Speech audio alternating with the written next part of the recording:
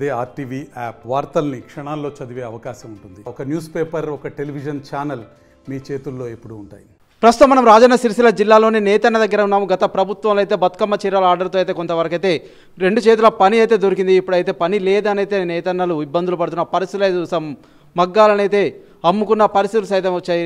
ప్రస్తుతం అయితే దీనికి సంబంధించిన మనతో పాడైతే కొంతమంది నేతన్నలు ఉన్నారు. ఇప్పుడైతే రేవంత్ సర్కార్ అయితే ఒక శుభవార్త చెప్పింది అని అయితే కొంత సంతోషిస్తున్న పరిస్థితి అయితే సిరిసిల్లలో నెలకొంది. ప్రస్తుతం దీనికి సంబంధించి అయితే వీరికి ఎలాంటి ఇబ్బందులు ఉన్నాయి, ప్రస్తుతం మరి మంచి రోజులు వచ్చాయా లేదా అనేది ఒకసారి వారి మాటలు తెలుసుకుందాం. బాబు చెప్పండి, ఎట్లా ఉంది పరిస్థితి ఇప్పుడు? గతంలో ఎట్లా ఉండే? మంచి రోజులు అయితే కనబడతలేవు సార్ మా దీనంలో. ఇప్పుడు 5 నెలలు బంద్ ఉన్నాయి. మొన్న మార్చి ఫిబ్రవరి నుంచి వెళ్ళి బంద్ ఉన్నదో అంటే మొన్న ఆగస్టు ఎల్లు దాలకు ఇప్పుడు చాలు చేసిర్రు అంటే సార్ మా పరిస్థితి ఎట్లా సేటు, మేము ఎట్లా బతకాలి, ఎట్లా ఇది చేయాలి అని మేము ప్రాధేయపడి ఎన్నోసార్లు సేట్లను వాళ్ళని ప్రాధేయపడి బదులు అన్నట్టు మాట్లాడుకునే వరకు ఏమైందంటే ఇక కూలి తగ్గించారు. మీరు పైలట్ కంటే ఇప్పటికీ 1 మీటర్కి 20 పైసలు తక్కువ ఇస్తేనే మీకు వేతనం కలుపుతాం, లేకపోతే లేదు అన్నారు. సరే అట్లయితే మాకు జీవనోపాధి కలుగుతుంది కదా సార్, అట్లయితే అంటే అదే విధానంగా భీములు తీసుకొస్తుర్రు. ఆ 20 పైసలు 1 మీటర్కు 20 పైసలు తక్కువ అయితేనే నడపడం జరుగుతుంది. అదే వేతనం జరుగుతలేదు.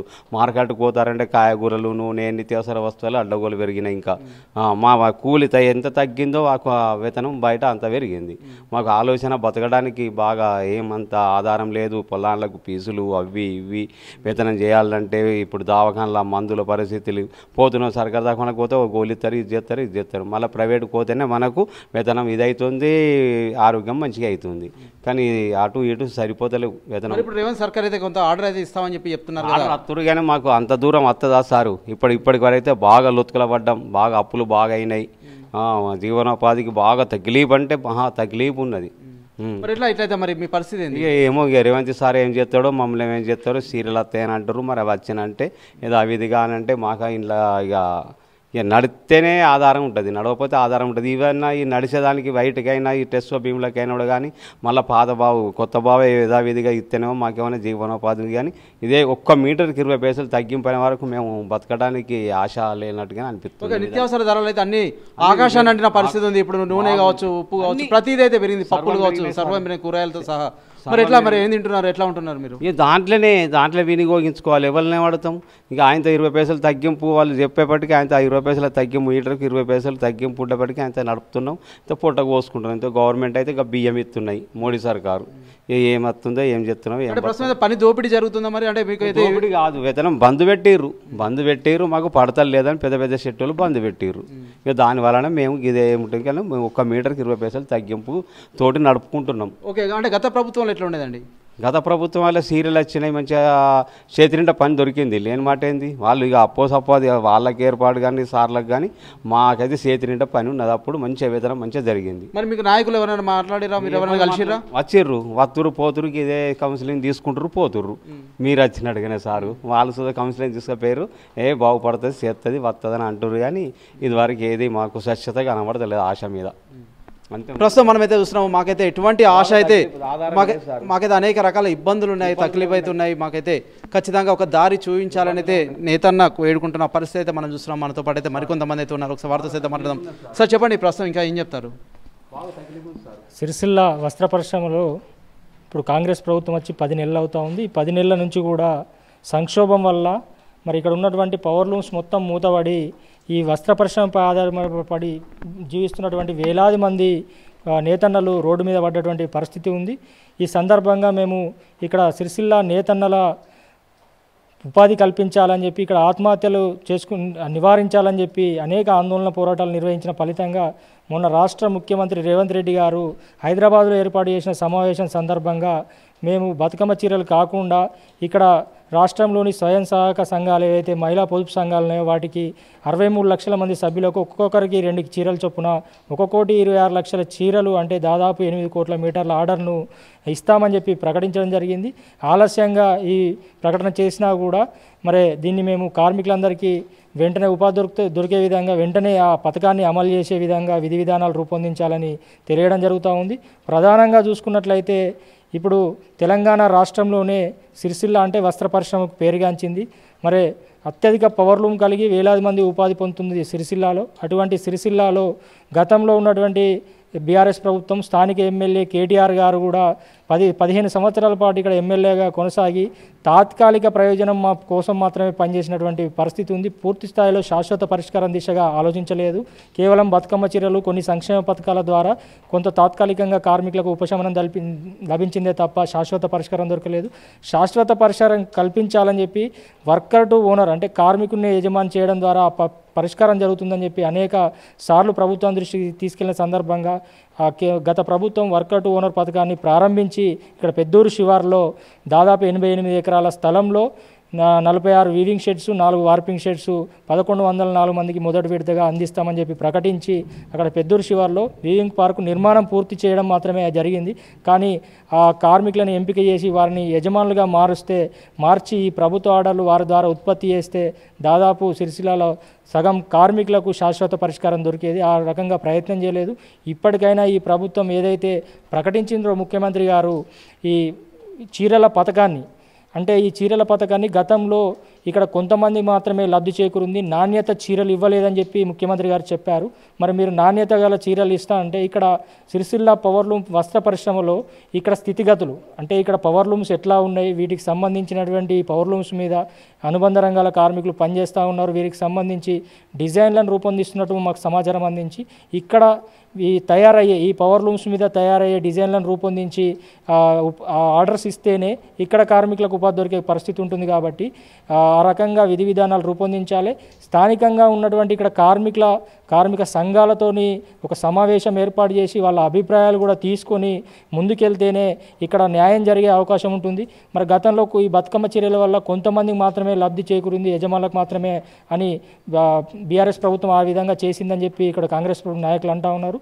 మరి ఇప్పుడు కాంగ్రెస్ ప్రభుత్వం అయినా సరే క్షేత్రస్థాయిలో ఇక్కడ ఈ పరిశ్రమపై ఆధారపడ్డ నేత కార్మికులకు, చిన్న స్థాయి ఆసాములకు అందరికీ మేలు జరిగే విధంగా, లబ్ధి చేకూరే విధంగా, మెరుగైన వేతనాలు అందించే విధంగా ఈ నిర్ణయాలు చేస్తే బాగుంటుంది. కాబట్టి వెంటనే ఇక్కడ ఉన్నటువంటి ఇప్పుడు స్థానిక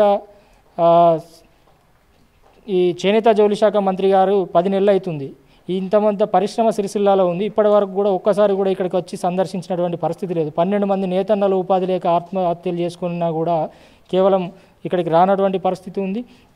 మరి దేశానికి అన్నం పెట్టేది రైతన్న అంటారు, మనుషుల మానాలు కాపాడేది నేతన్న. అటువంటి నేతన్నల పట్ల ప్రభుత్వం నిర్లక్ష్యంగా వ్యవహరించకూడదు. ఇక్కడ ఉన్నటువంటి వస్త్ర పరిశ్రమకు అభివృద్ధి చెందే విధంగా, ఇక్కడ ఉన్నటువంటి కార్మికులకు నిరంతరం ఉపాధితో పాటు మెరుగైన జీవితం అందించే విధంగా ప్రభుత్వము తోడ్పాటు అందించాలి. అందులో భాగంగానే ఈ చీరల పథకాన్ని వెంటనే ప్రారంభించాలి. ఆ ప్రారంభించేది కూడా విధి విధానాలు కార్మికులకు లబ్ధి చేకూరే విధంగా ఉండాలని చెప్పి సందర్భంగా కార్మికులందరి పక్షాన మేము కోరుతా ఉన్నాం. ఓకే, కానీ గతంలో చూసినట్లయితే కొంత బొంబాయి, దుబాయ్ అయిన పరిస్థితులు అయితే ఉన్నాయి. అంతేకాకుండా ఈ మధ్యకాలంలో అయితే ఇప్పుడు మగ్గాలను సైతం ఇనుప సామాన్కి వేసిన పరిస్థితులు సైతం మనం అక్కడైతే చూడడం జరిగింది. మరి ఏంటి సార్ ఇప్పుడు పరిస్థితి ఏంటి? దీనికి సంబంధించి మరి కొంత పని దోపిడీ సైతం జరుగుతుంది అంటున్నారు. ఎందుకంటే తగ్గించి ఇస్తామని చెప్పేసి అయితే కొంతమంది ఆసాములు చెప్తున్నారని చెప్పేసి అయితే ఒక కార్మికుడు చెప్తున్న పరిస్థితి ఉంది. మరి ఎట్లా పొట్టగడవడం ఎలా సాధ్యమవుతుంది ఇప్పుడైతే? ఇక్కడ దాదాపు తెలంగాణ రాష్ట్రంలో 35,000 నుంచి 40,000 మరమగ్గాలు ఉంటే దాదాపు 25 నుంచి 30,000 మరమగ్గాలు ఉన్నది సిరిసిల్లాలోని. అటువంటి సిరిసిల్లాలో ఈ 8 నెలల పాటు సంక్షోభం వలన దాదాపు 5,000 నుంచి 6,000 లూమ్స్ పగలగొట్టి క్రాఫ్ట్ కింద అమ్మినటువంటి పరిస్థితి ఉంది. ఉపాధి లేకపోవడం వల్ల ఇక్కడ ఉన్నటువంటి కార్మికులు చెట్టకొకళ్ళు పుట్టకొకళ్ళు లెక్క ఇతర వృత్తులను చూసుకొని వెళ్ళిపోయినటువంటి పరిస్థితి ఉంది. మళ్ళీ ఆ కార్మికులు వచ్చి ఇక్కడ పనిచేయాలంటే ఏదైతే ప్రభుత్వం ఇప్పుడు చీరల పథకం తీసుకొచ్చిందో ఆ చీరలల్లో కార్మికులకు మెరుగైన వేతనం అందించే విధంగా ఒక నెలకు 20,000 రూపాయలు పైచీలకు రూపాయలు వచ్చే విధంగా కూలీ నిర్ణయించి ఇక్కడ ఆర్డర్లు ఇవ్వడం ద్వారా మిగతా వెళ్ళిపోయిన కార్మికులు మళ్ళీ ఇక్కడికి వచ్చి నిరంతర ఉపాధి దొరికే అవకాశం ఉంటుంది. ఇంకొకటి ఏంటంటే ఇక్కడ నడుస్తుంది పాలిస్టర్ వస్త్రం అనేది ఇది ముతక రకం బట్ట, అంటే కేవలం 6 రూపాయలు 7 రూపాయల బట్ట విలువ చేస్తుంది.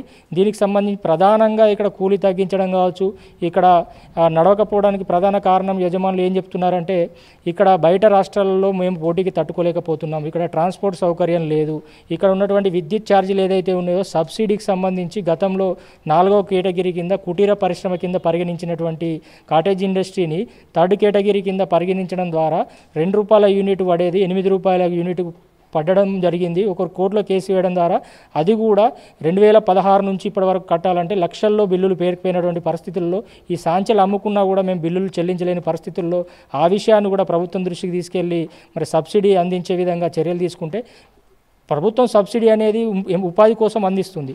ఆ ఉపాధిని దూరం చేసే విధంగా ప్రభుత్వం చర్యలు ఉండొద్దు.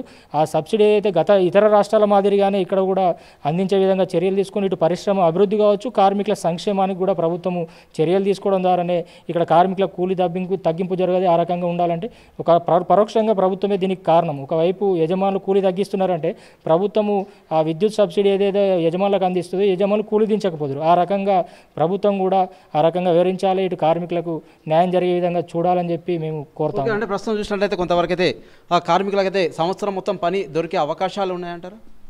సిరిసిల్లాలో దాదాపు 30,000 మరగ్మగ్గాలంటే ఒక రోజువారీగా 15 లక్షల మీటర్ల బట్ట ఉత్పత్తి అవుతుంది. అంటే ఒక నెలలో 4.5 కోట్ల రూపాయలు, 4.5 కోట్ల మీటర్లు, సంవత్సరంలో 40 నుంచి 45 కోట్ల ఉత్పత్తి కెపాసిటీ సిరిసిల్లాది. ఇప్పుడు చూసుకున్నట్లయితే గత ప్రభుత్వము బతుకమ్మ చీరలు 7 కోట్లు, ఇతర రంజాను, క్రిస్మస్, ఆర్వీఎం చూసుకుంటే 9 నుంచి 10 కోట్ల మధ్యలో ఆర్డర్లు ఇచ్చింది. అంటే ఒక సంవత్సరంలో 25 నుంచి 30% మాత్రమే గత ప్రభుత్వం ఆర్డర్లు ఇచ్చినటువంటి పరిస్థితి ఉంది. పూర్తి స్థాయిలో ఆర్డర్లు ఇవ్వాలంటే ఇప్పుడు ఇచ్చినటువంటి ఆర్డర్లు కూడా 8 కోట్ల మీటర్లే అవుతుంది. కాబట్టి కేవలం 3 నెలల నుంచి 4 నెలల ఉపాధి దొరుకుతుంది.